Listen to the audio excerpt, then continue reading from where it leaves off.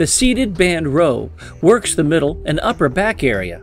The specific muscles that are being targeted are the latissimus dorsi, the rhomboids, and the middle and lower trapezius. To perform the seated band row, sit upright on the floor with your legs straight out. Wrap an exercise band around your feet and hold the ends in each hand. Contract your back muscles and bend your elbows to row.